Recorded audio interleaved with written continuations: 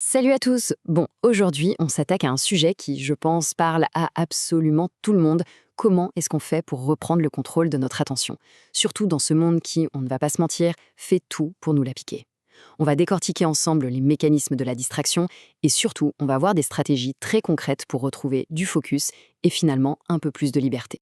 Alors, pour cette analyse, on va se baser sur ce livre Reprends le contrôle. C'est vraiment un guide, un manuel super intéressant pour reconquérir notre temps et notre énergie mentale à l'heure du numérique. Franchement, à qui ce n'est jamais arrivé?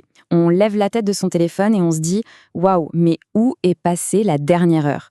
C'est ce moment-là, pile poil, où on réalise qu'une petite minute juste pour vérifier un truc s'est transformée en 1 heure de scroll sans aucun but.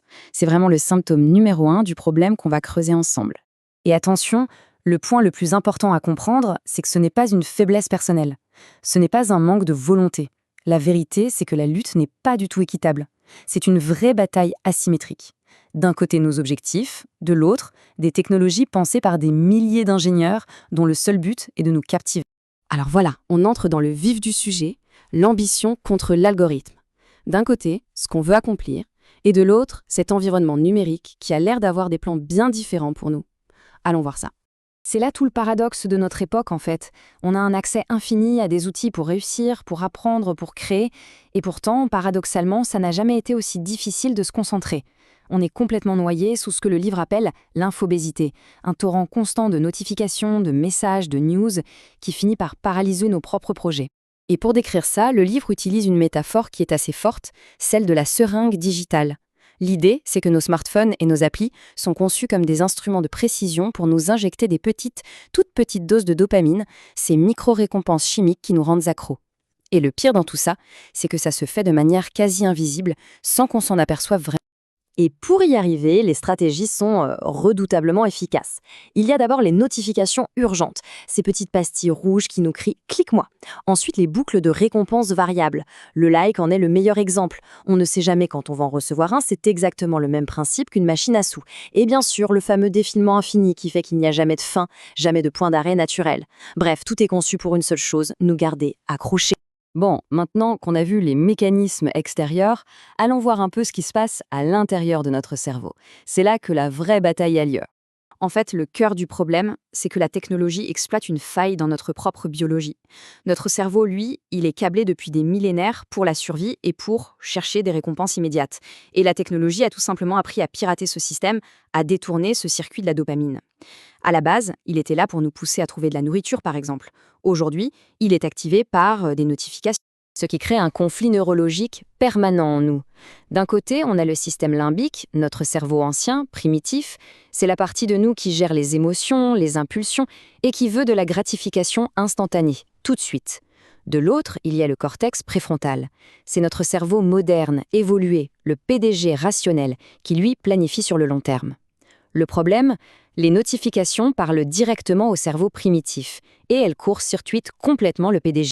Et le coût de tout ça, il est bien réel. On parle de résidu d'attention.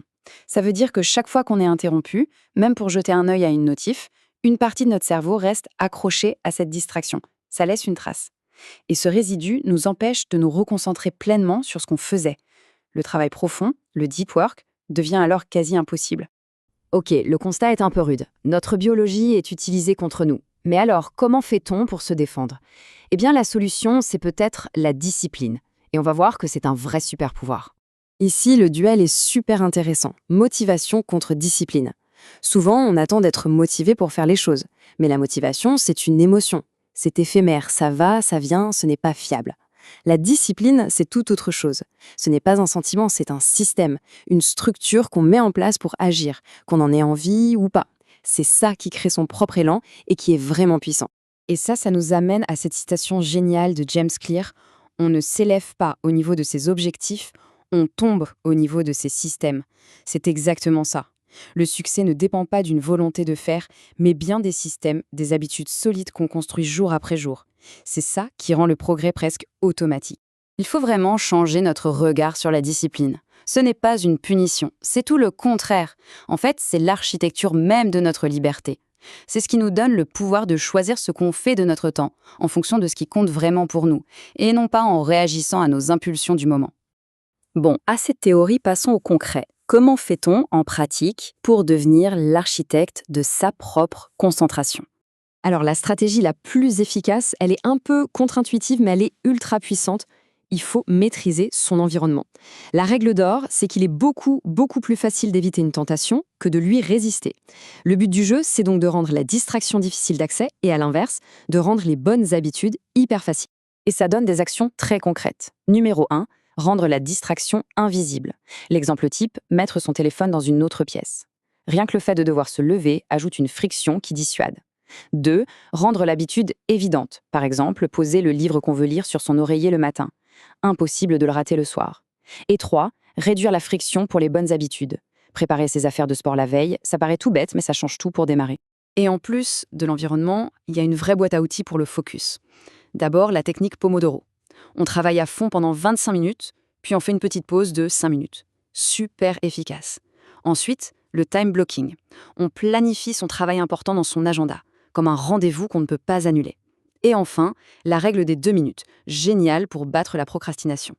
On démarre une nouvelle habitude par une action de moins de 2 minutes pour la rendre tellement plus facile à commencer. Tout ça, ça nous amène à la question de fond. Pourquoi est-ce que cette bataille pour notre attention est si importante au final? Quel est le vrai prix de la liberté? Et la réponse, elle est là. À notre époque, à l'ère du numérique, la vraie liberté, la liberté la plus fondamentale, c'est la capacité de choisir où l'on décide de placer son attention. La discipline, ce n'est pas le but final, c'est juste l'outil qui nous permet d'accéder à cette liberté. Mais attention, il y a quand même une nuance super importante. Il faut faire gaffe au côté obscur de la discipline. Pousser trop loin, elle peut devenir une forme d'auto-punition. Et ça mène direct au burn-out. Le but, ce n'est pas de devenir un robot parfait, c'est de trouver un équilibre.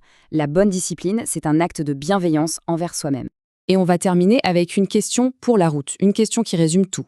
Si notre attention est vraiment notre bien le plus précieux, notre ressource la plus rare, alors la vraie question c'est où est-ce qu'on choisit de l'investir? Parce qu'au fond, la façon dont on passe nos journées, c'est la façon dont on passe notre vie. Le choix de l'investissement nous appartient.